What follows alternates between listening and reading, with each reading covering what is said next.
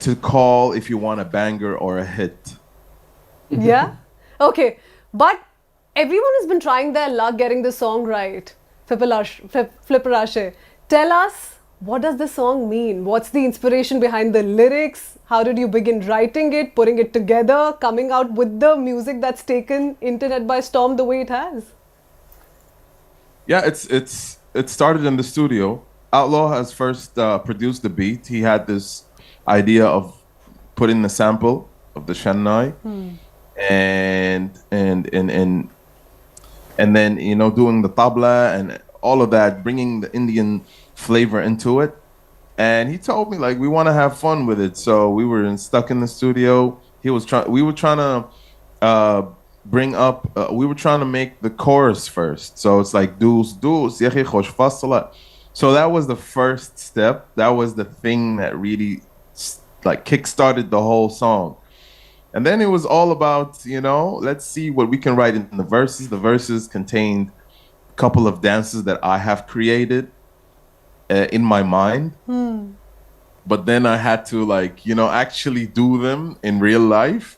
So they had to make sense. So the dances like صبوحة خطبها نصيب and the karak bayag جيب لي كرك ويجيب لي كرك واحد dance, all that, it's a lot of dances. So we wanted to have fun. We wanted to make people have fun with it and groove with it. So that's how it came by. And well, there was one email, an honest moment at work, and a very public conversation on empathy which took the internet by storm. This story from Gurgaon sparked a bigger question about mental health in offices. What really was the story here? Take us all the way back. So I think, so for us, this was not something very, you can say, surprising, because in any which way in our organization, so the average age is like 22 or 23. So mostly Gen Z is working, right? And what I noticed is they don't have like any kind of fears. So we have like a culture to talk about any kind of stuff because we are running a dating apps. So we had like a conversation mostly like relationship, all these stuff is very common for us. It's not something like, anyone feel uncomfortable about all these, conversations. So first thing that I noticed, like for us, it was not like very, you can say surprising, so-called that you got a breakup mail and then you basically you approve the leave. For us, was like okay, it's okay. It's That's not the a work big deal culture you're maintaining. Is that what you're saying? yeah. So yeah, that we were not surprised. By the way, like when I shared online, and then I got to know like okay, this is like a big deal that people are talking about good things, bad things, Gen Z, millennial, XYZ, like thousands of things that people are talking about. But for us, it was not something like which was like very surprising. Did We you said, have to okay, at it's any okay. point give in to some sort of pressure? Does it come across as pressure, especially because you own a dating app, because you're working on this whole concept, not taking a breakup? Well, did that decision come from any pressure that you felt in that moment? Not really, not really. It's not about because think about it. Humans don't have two brains, right? If somebody is going through something like bad in their life, and you are constantly thinking the workplace they go and they simultaneously they're going to change their brain. That's not going to happen, right? They have the same brain is going to dealing with the breakup and the work, right? So if somebody is not able to focus on a work, and this is going to reflect in a work also, right? If like something is personally they have not going through. So so your question is basically that we were like because we are running a dating apps, because of that we are giving living? No. So we No, because there have, are a lot of comments. A lot of people have come in for praises. Yeah. They've said that this model needs to be copied pan-India, across work cultures, no matter how small or big your team is. But there are those who've also said that this perfectly fits well for a dating app. The virality of it is what is being spoken of, and then they're coming in with a little bit of criticism. What is your message to all of them? I know. Like whenever you say something that there is a whole army to talk about, like online. So people will say that okay, this might be a planned and stuff like that. There was nothing as such like Okay. you can't plan such kind of stuff like where you plan and one day you wake up and you get like a 15 million views on Twitter. That's not practically possible. If if this is possible, then like everyone can do such kind of stuff, and then every single day they'll become a news. No, that's not the reality. And next up, we get you a conversation about slowing the mind in a world that refuses to pause. Dr. Schneider and Bob Ross spoke to us on what meditation really looks like beyond just the buzzwords. Have included it in their 2025 guidelines in the context of non-pharmacological therapy to reduce blood pressure. Good morning, doctor. Second guest is Bob Roth, the CEO of David Lynch Foundation and someone who has taught TM in some of the highest pressure environments in the world. We'll talk about the impact it has had on the several people he's interacted through the years. Thank you, Bob. Good morning to you in just a bit. First up, I do want to go across to Dr. Schneider. Really tell us about the science, the research he's been part of for years now. Doctor, walk us through the specific evidence that has convinced two of the world's most influential heart bodies to include TM, Transcendental Meditation, in its 2025 guidelines. Yes, Kritzween. The main point is that cardiovascular disease, which is mainly heart attack and stroke, is the leading cause of death in the world. Not only in the United States, but also in Asia, in India, and every region of the world.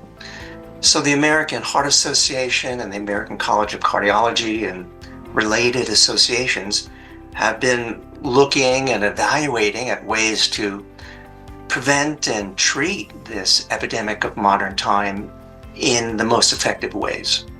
And for the past 50 years, those have been primarily using drugs, medications, surgeries when necessary, and lifestyle. And lifestyle has been mainly diet and exercise. However, the big breakthrough in just this past season has been in the latest publication of these organizations. They've recognized the role of the mind in heart health. They call it stress, psychosocial stress, they call it, and how the mind or the brain can cause stress hormones and activation of the stress-related nervous system, and that affects the heart and blood vessels and can accelerate high blood pressure, which leads to damage in the blood vessels and heart attack and stroke. So the role of the mind in heart health was the first part of the big breakthrough just this past couple of months. The second big breakthrough in the review of these top cardiologists and physicians is that you can do something about the stress. And they evaluated stress reduction methods. Let's start with you now. You've taken TM to 1.5 million people and counting through your foundation. What are the big changes to people's lives that you've seen through this practice? Tell us a little bit about these stories of transformation. Well, it's wonderful to be here, and it's wonderful to hear from Dr. Schneider and the positive response from the medical community to his work and so many other cardiologists who've looked at transcendental meditation. I like seeing how it gets translated in the lives of individuals, whether it's top CEOs of corporations like a Ray Dalio, or it's top educators or top healthcare workers. What we find actually within a few days of learning the meditation, it takes about an hour a day over 4 consecutive days to learn it from a certified teacher. And it's just done sitting comfortably in a chair with the eyes closed. It's a silent mental technique. You receive a mantra from the teacher, and the teacher teaches you how to use it effortlessly. What you see within a few days, and the research shows this, is a statistically significant reduction in anxiety, depression, burnout, heart disease. Within several weeks or a month, you start seeing a reduction in high blood pressure. And so the reason for this is not some miraculous whatever. It's because transcendental meditation seems to access a mechanism within the brain and the nervous system to take profound rest at will. And a German-Indian actor with stories that don't fit into neat boxes. Suzanne Burnett spoke about identity, work, and finding space on screen. In Indian cinema for so long now, it's a 2-decade association and counting. And you've given us so many films, you're giving us such entertainment through how you've commanded the Hindi language too. Tell us a little bit about what about India struck you right at the beginning, if we go back in time, to the extent that you decided to call this your home. What was that one feeling, that one realization that hit you the most? What was very interesting that Shuruvaat mein, I actually didn't know when I got an invitation by a friend who's a filmmaker and a director that come to India, be with my family. In 2004, September, I had to look at the map because India wasn't on my list. I've been to South Korea, I've been to Taiwan, but India wasn't on my list, and I don't know why. But then when I landed here and everybody was telling me, you're so German, you will not be able to handle it. It is such a chaotic place and it's this and that. And you know all the tropes that people pull out and say about the country. But when I landed here, I had a feeling of ease, a feeling of I'm okay here. I feel at home here. And I think the beginning was such a whirlwind. Because, right, I got Balaji and I was doing a Kasauti, and that is like 16, 18 hours a day you're shooting, and then you don't really realize what's going on in your life. And then I fell in love with Akhil, and then we got married, and life just kept on going, and I think just the moment it hits you when you fly back to meet your parents, and then you're excited to fly back home. I mean, I keep on flying home. I fly to my parents, I fly home, and when I fly back to India, I fly home. So when you get excited on landing that you're back in the country that has given you so much, wow, and where you just want to life live. Happened. Life happened. This way. That's India for you. Life happens. Don't plan Lovely. anything. Lovely. 2025 has been an interesting year for the world of entertainment. We got down with 3 actors, a table and an unfiltered chat. Rashmika Mandana, Nawazuddin Siddiqui and Ayushmann Khurrana on the film Thama and everything around it. Start with Nawaz. You've already teased the wonderful work he's done in the film, Nawaz. A new genre for you as well, to an extent, would that be correct? Of course, मेरे लिए तो बिल्कुल ही हाँ मैंने खुद नहीं सोचा था इस तरह का पड़ेगा मेरे को। स्क्रिप्ट पढ़ी तो क्या आया ज़हन में? मुझे सिर्फ आइडिया बताया था कि इनकी बड़ी मेरी तो ख्वाहिश पहले से थी, हम लोग मिलते थे बीच बीच में, बस ये बोल के चले जाते करेंगे साथ में काम करेंगे। मैंने कब करेंगे, इतने महीने हो गए। बदलापुर एक लास्ट किया था, साल हो गए सालों हो गए। तो ऐसे इसीलिए मेरी एज भी दिखाई उन्होंने, 75 साल और 100 साल का हूँ। 175 तब से वेट ही कर रहा था। बट मुझे ये आइडिया नहीं था कि इस तरह का कैरेक्टर आएगा मुझे। तो ये एक दिन बुला के ऑफिस में बोले कि इस तरह का है कुछ। मैं ठीक है देखते हैं, क्या करना तो था ही मुझे, बट इस तरह का मैंने सोचा नहीं था। मैंने हॉरर फिल्म की है, लेकिन हॉरर कॉमेडी जॉनर ये मेरा पहला अटेम्प्ट है मतलब। तो मैंने अभी कुछ देखा नहीं, तो मैं भी एक्साइटेड हूँ कि कैसा निकल के आया होगा। तो लेट्स सी। अभी कुछ देखा नहीं है। That's kind of hard to digest. I mean, I'm sure you all get little glimpses of the hard work you've put in. Only while we dubbed, we saw the glimpses. That was like 50, 60, 70% of the film. But apart from that, we have no idea because this is heavy on VFX and the post is very heavy. So we'll eventually see it like day after, maybe 18th. Yeah. So it's also the first VFX you all have experienced, 3 of you as actors. Yeah. I'm not sure about Rashmika. Maybe. No, it is. Rashmika is VFX in herself. Why She would you doesn't say need that? VFX.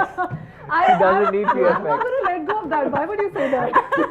Visual wonder. Oh my God, how you've just Flipped it. I flipped it. crazy. Okay.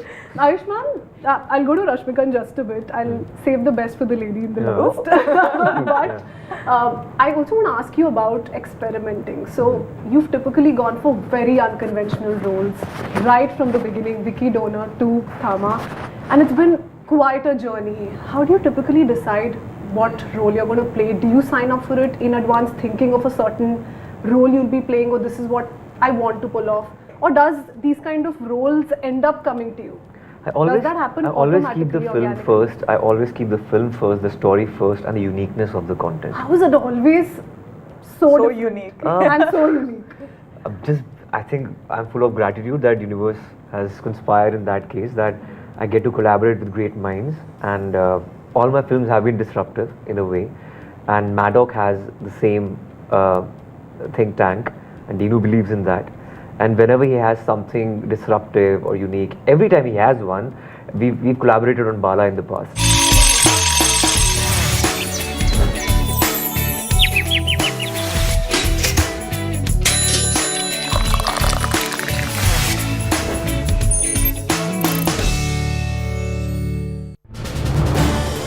This is News 18 Network.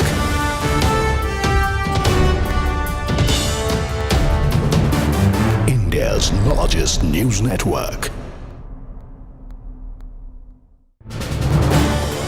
This is News 18 Network.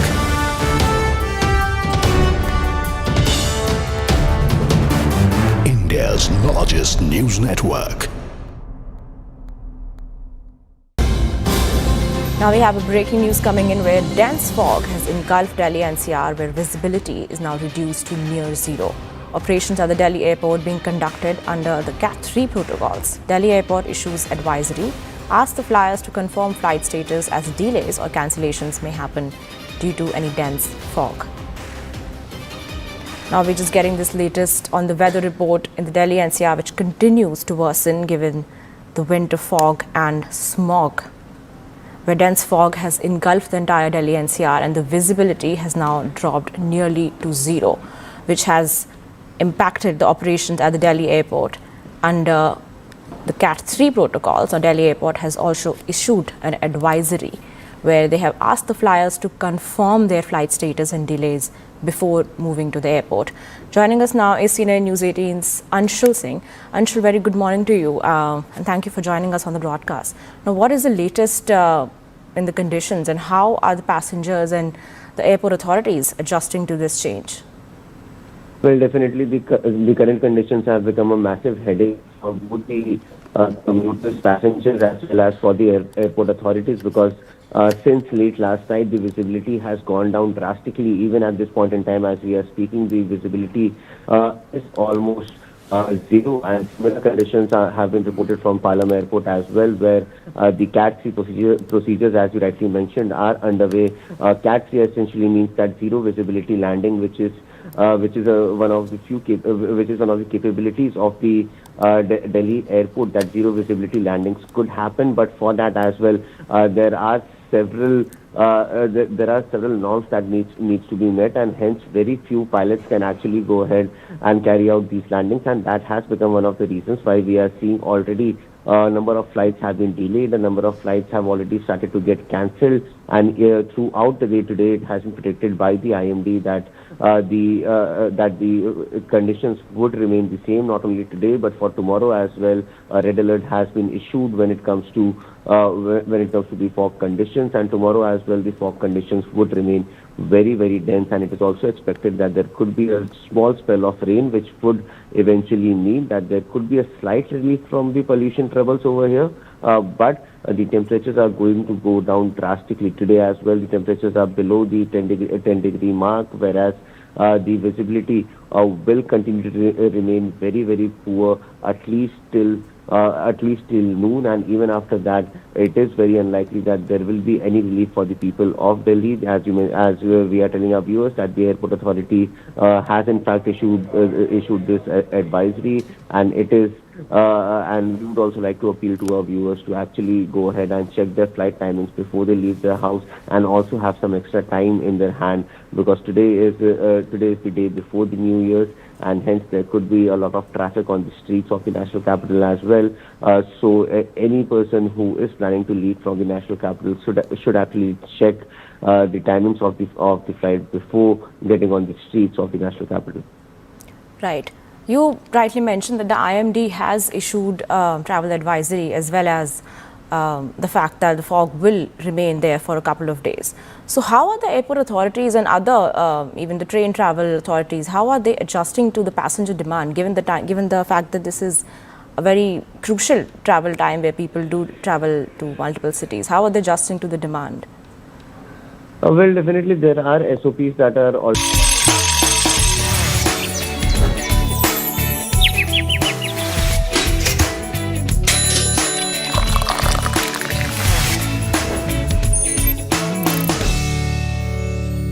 And how can we forget the most compelling conversation of 2025? Delhi air, daily damage, and no easy exits. Wellness expert Luke Coutinho broke down what pollution is doing to our bodies right now. Tell us, Luke, of the conversations you've had, of the patterns you've witnessed. Are we beginning to treat air pollution as a seasonal inconvenience? Have we truly woken up to the reality? We keep saying, oh my God, look around. But do you think that's becoming a chorus on repeat with no real change on ground? Yeah, thanks for having me here. Absolutely. And that's my biggest fear. You see, we can have problems, but we have to have a plan that leads towards a solution. What I feel is happening now is it's getting normalized. And I think everything's getting delayed. And the whole thing is that the government, the environment, department, and the people are not on the same page. Everything is just actually being pushed till March, where the air will clear, and then we'll have a couple of months of great air. Everything will be forgotten, and then we'll go through this next year again. You know, I think our biggest disability right now is normalizing things and accepting it too easily, not understanding the extent of damage it's doing to, babies that are in wombs right now, senior citizens, and every single person who has to breathe in toxic air. And that's a huge concern, that people are just accepting this and people are challenging what the doctors are saying.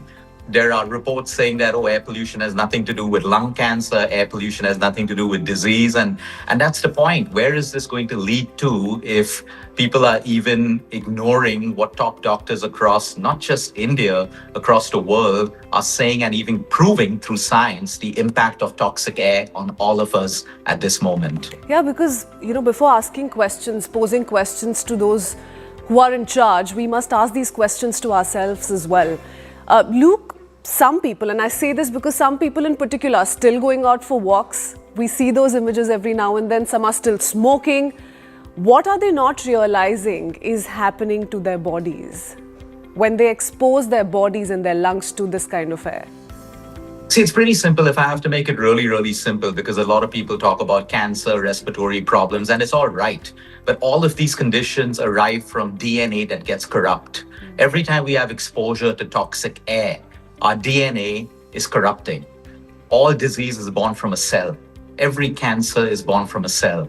Every respiratory problem, every fluctuation of disease is born from a cell, which starts off from your DNA programming going wrong. And that's what toxic air is doing. It's affecting every one of your trillions of cells. Now, when you're working out, you always breathe heavier.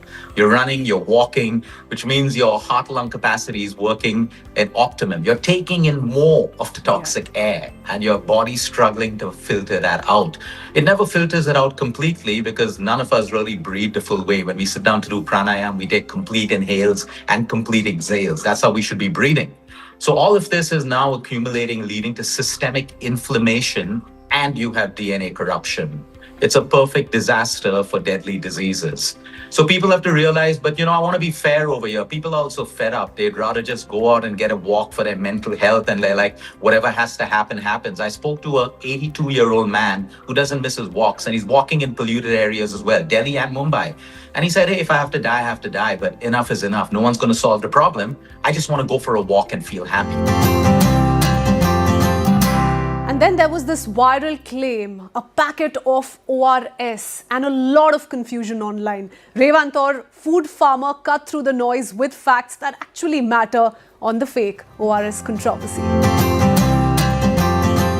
Farmer Revant, what's been your analysis? You've done a little bit of math, you've taken the story forward, and you've said this is very concerning. If 180 crore worth of ORSLs were to be found in medical stores, on shelves, back again, it could mean distribution of about 4 crore Tetra packs, correct? Yes. So basically, JNTL or the ORSL, basically they said that they still have 180 crores worth of stock which they want to clear. Now, the selling price of ORSL is around 45 rupees. So if you do simple math of 180 crore divided by 45, it's like 4 crore packs. Now, if we assume that even if you assume that 25% of them are consumed by children, that's 1 crore packs going straight into the bodies of children. So that's the challenge, that it's a lot of people who are going to get affected if this court has stayed this order.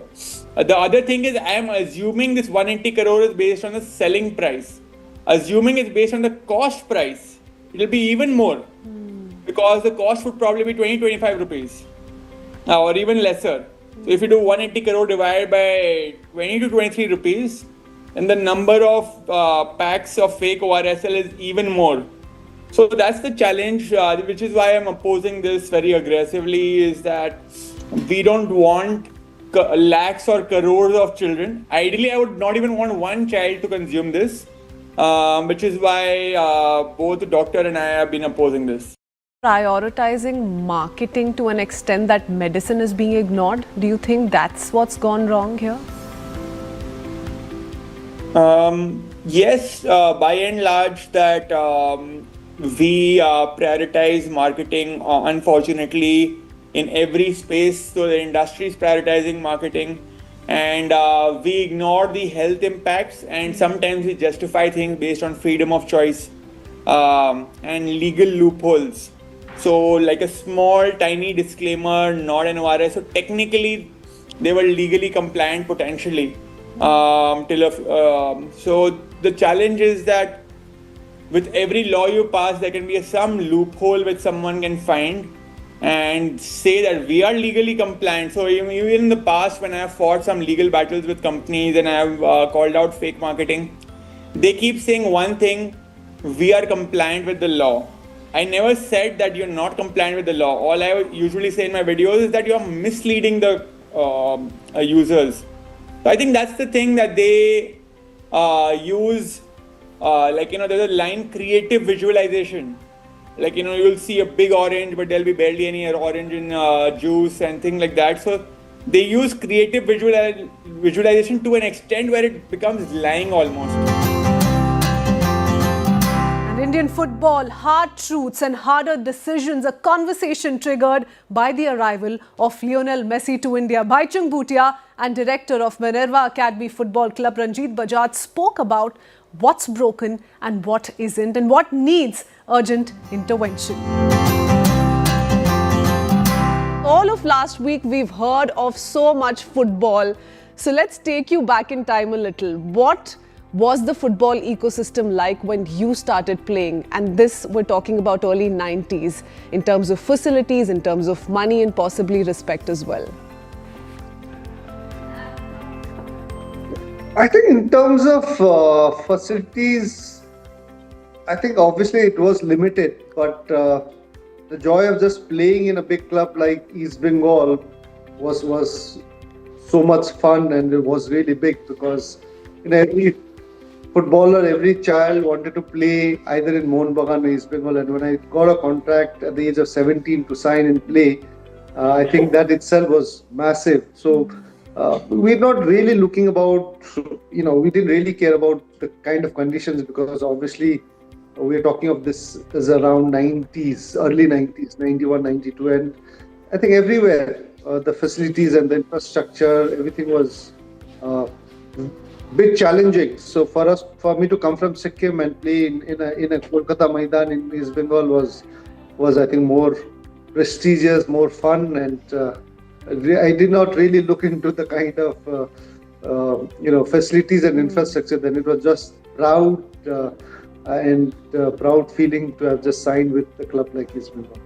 Everything was for the love of the game, for love of football.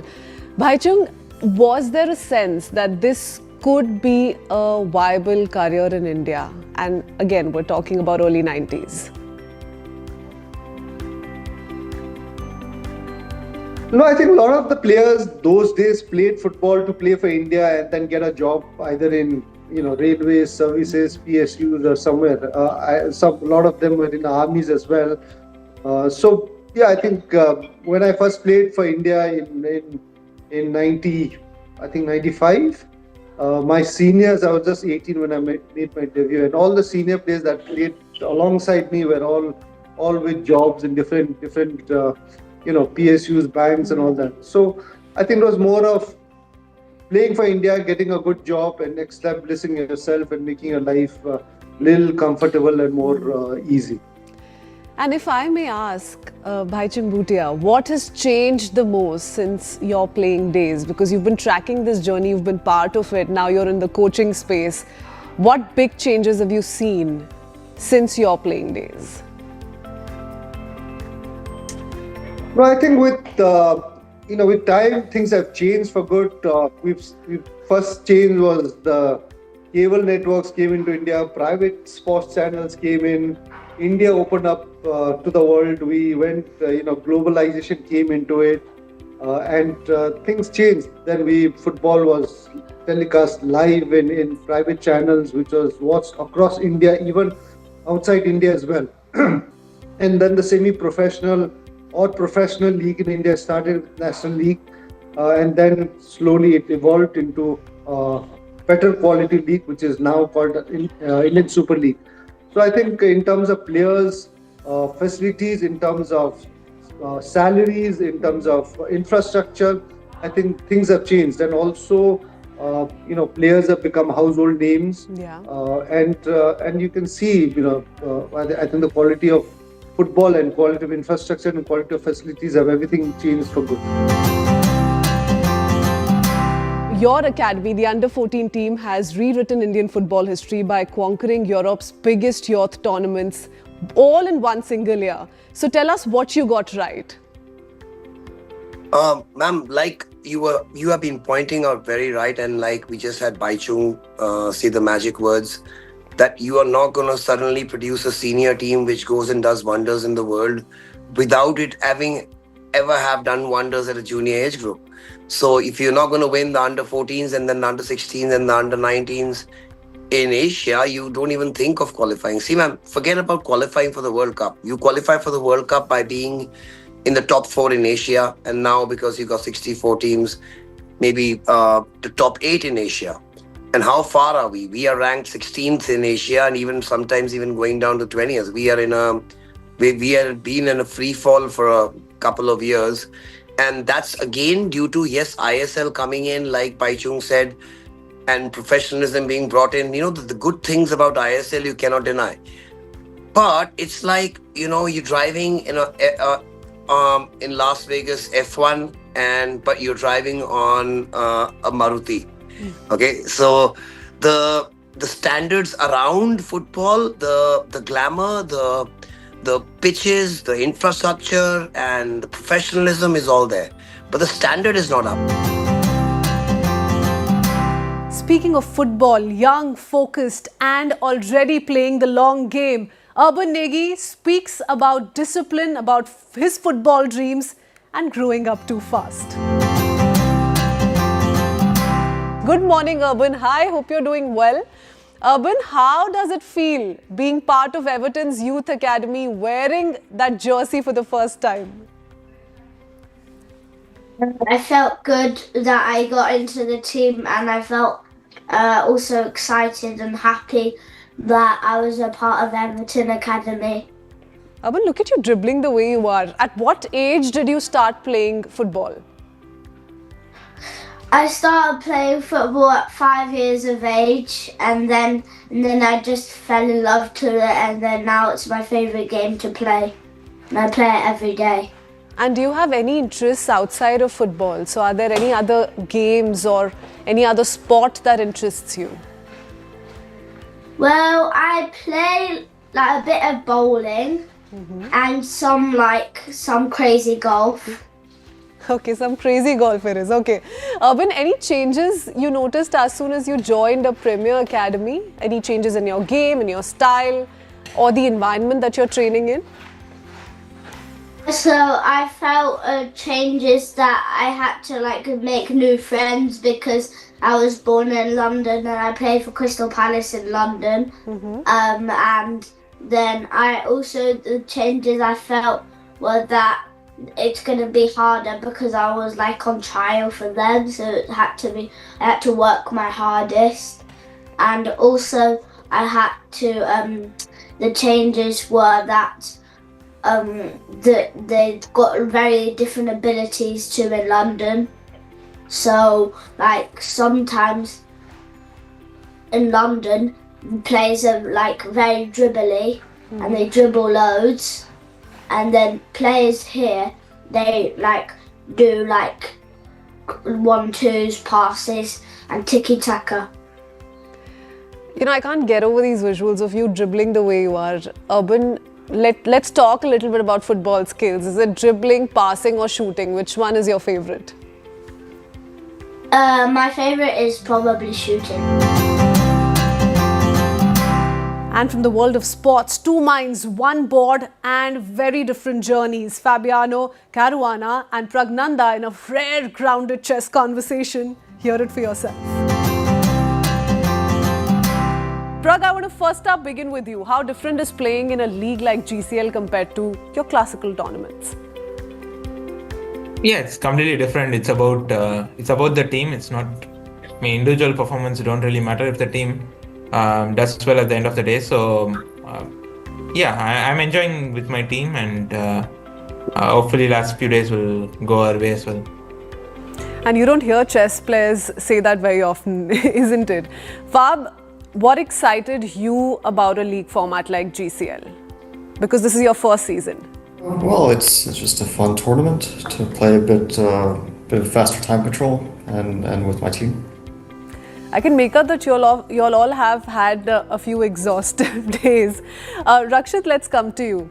Chess League at Royal Opera House is one of its kind, since this venue is typically known for drama, a lot of performances.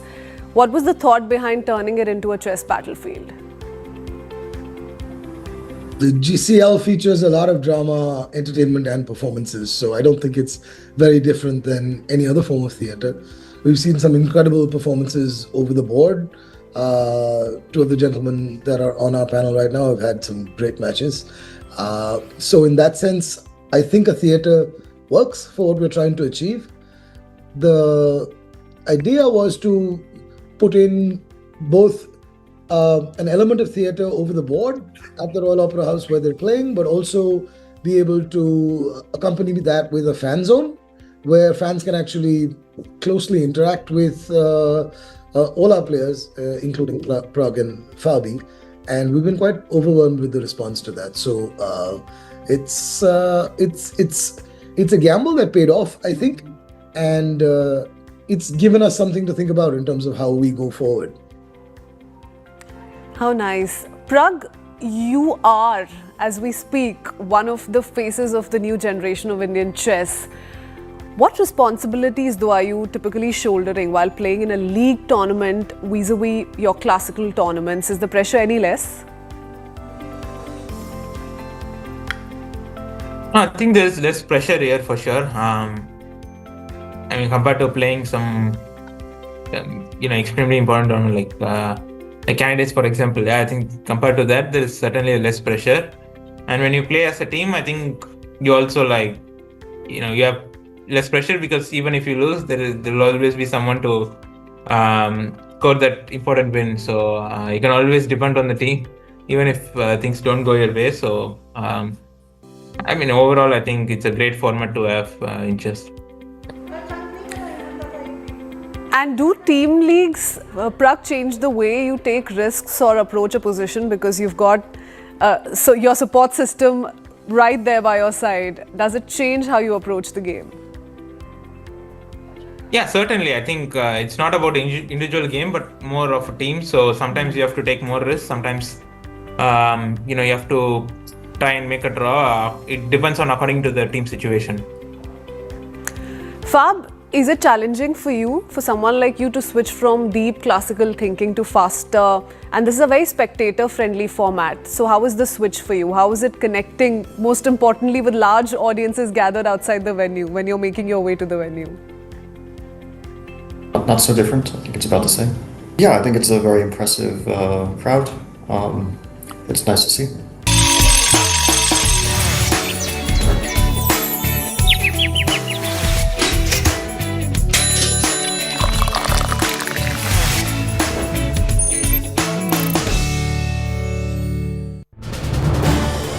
This is News 18 Network.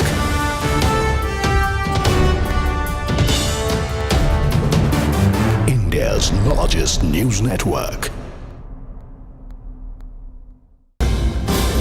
Now we have a breaking news coming in where dense fog has engulfed Delhi NCR, where visibility is now reduced to near zero. Operations at the Delhi airport being conducted under the Cat 3 protocols. Delhi airport issues advisory, asks the flyers to confirm flight status as delays or cancellations may happen due to any dense fog. Now we're just getting this latest on the weather report in the Delhi NCR, which continues to worsen given the winter fog and smog, where dense fog has engulfed the entire Delhi NCR and the visibility has now dropped nearly to zero, which has impacted the operations at the Delhi airport. Under the Cat 3 protocols, or Delhi airport has also issued an advisory where they have asked the flyers to confirm their flight status and delays before moving to the airport. Joining us now is CNN News 18's Anshul Singh. Anshul, very good morning to you and thank you for joining us on the broadcast. Now, what is the latest in the conditions and how are the passengers and the airport authorities adjusting to this change?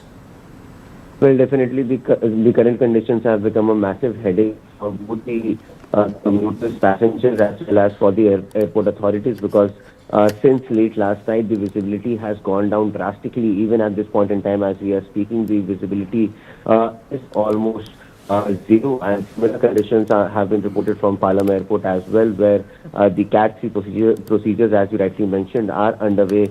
Cat 3 essentially means that zero visibility landing, which is one of the capabilities of the Delhi airport, that zero visibility landings could happen. But for that as well, there are several norms that needs to be met, and hence very few pilots can actually go ahead and carry out these landings, and that has become one of the reasons why we are seeing already a number of flights have been delayed, a number of flights have already started to get cancelled, and throughout the day today it has been predicted by the IMD that the conditions would remain the same, not only today but for tomorrow as well. A red alert has been issued when it comes to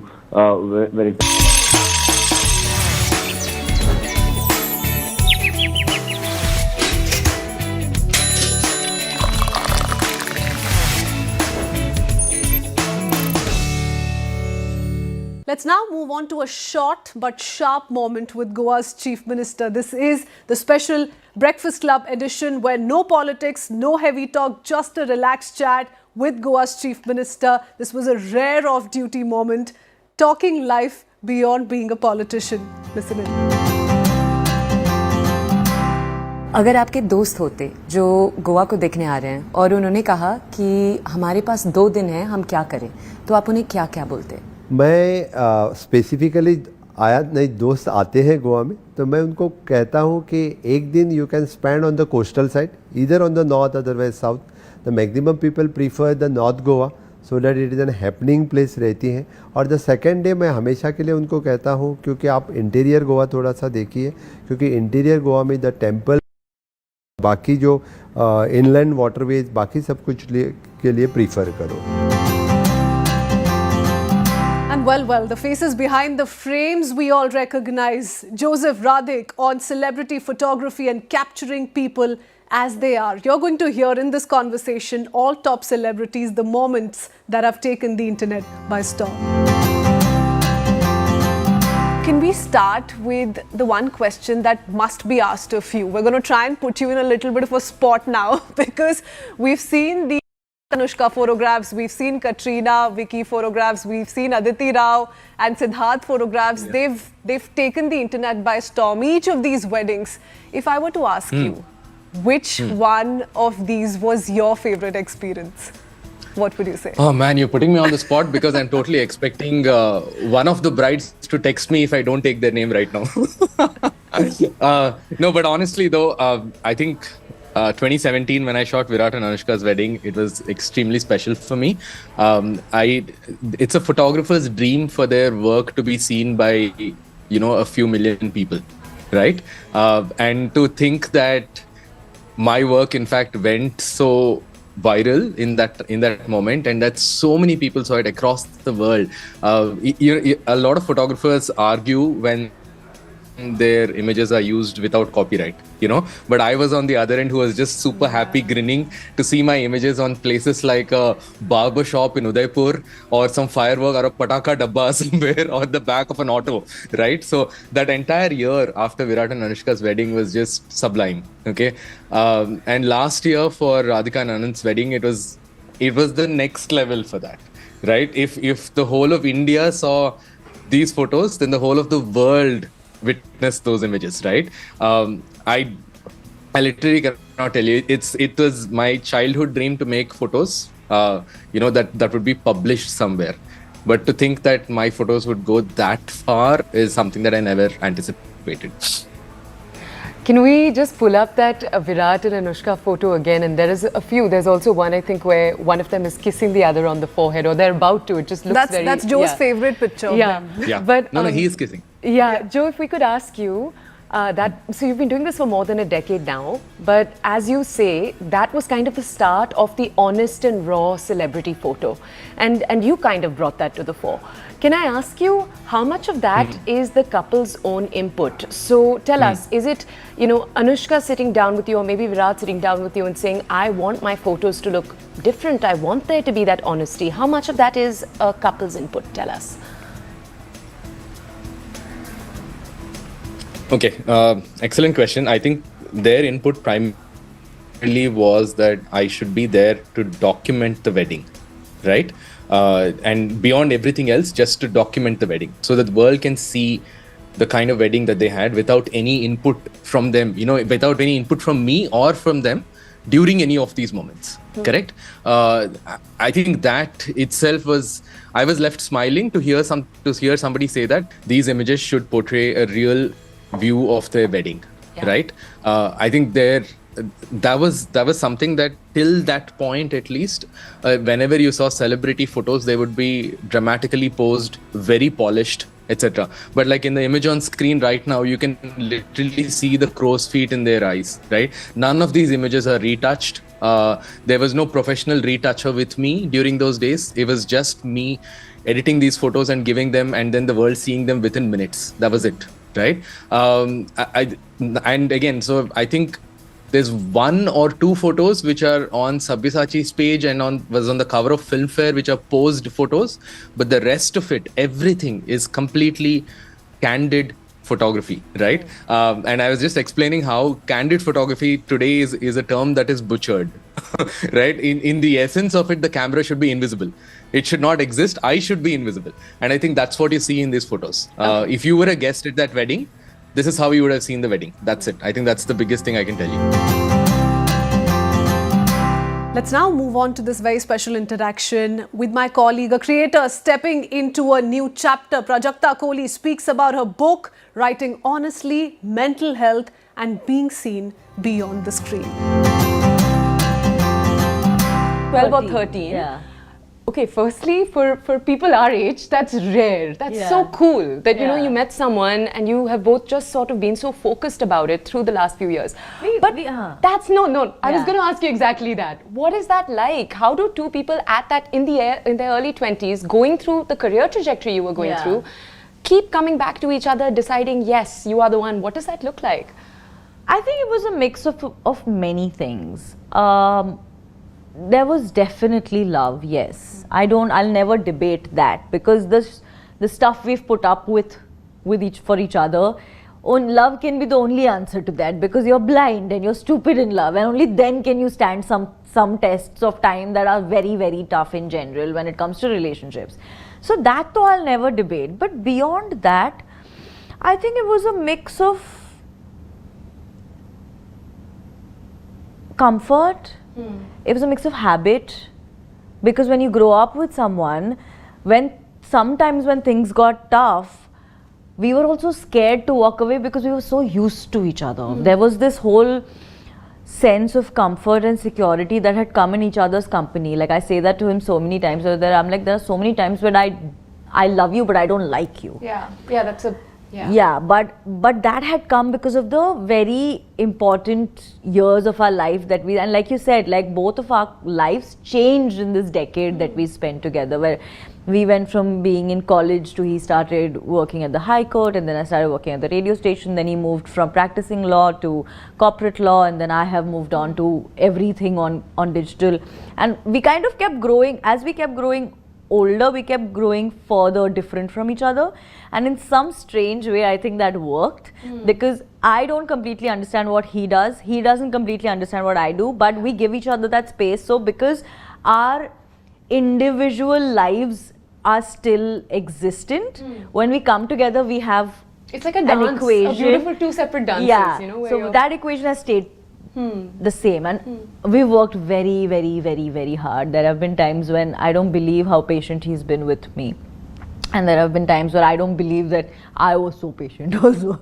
So it's been a lot of work, but eventually I think the only thing that worked was that neither of us walked away. And sometimes it didn't even come from a place of commitment or love or support or anything. I think it just came from a place of comfort and habit. Speaking of performances, no performance or character, just the actor talking life and work. Manoj Bajpayee on Family Man, Fame and Staying Grounded in this very exclusive.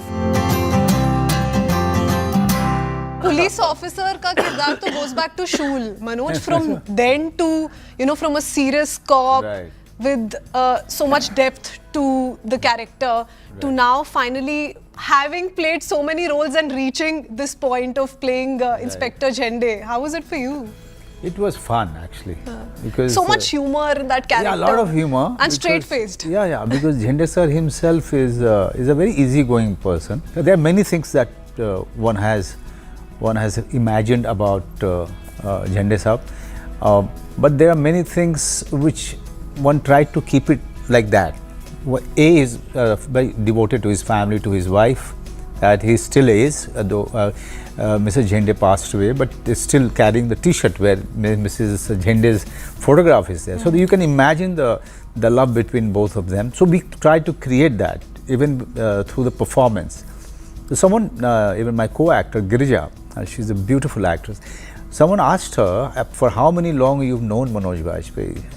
So that's the beauty of the chemistry that could happen on the screen. That it really looked like that there is a couple who is interacting with each other. The whole idea came from his own life.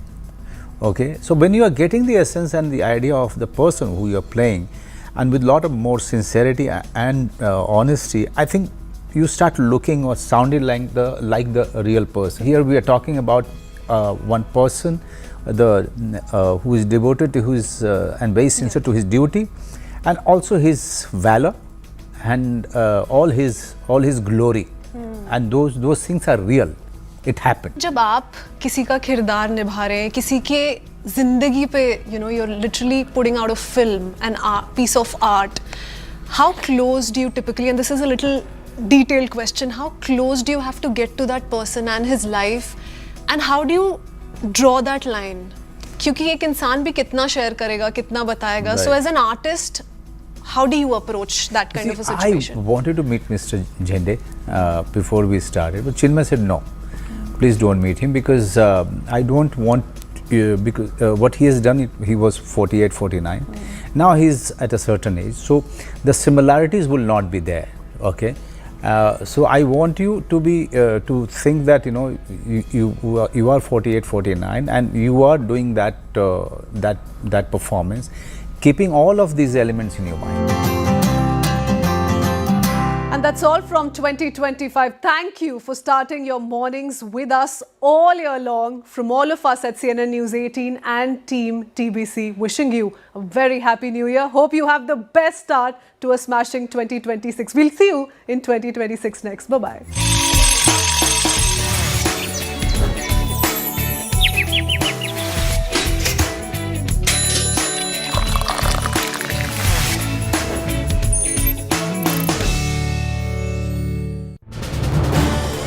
This is News 18 Network.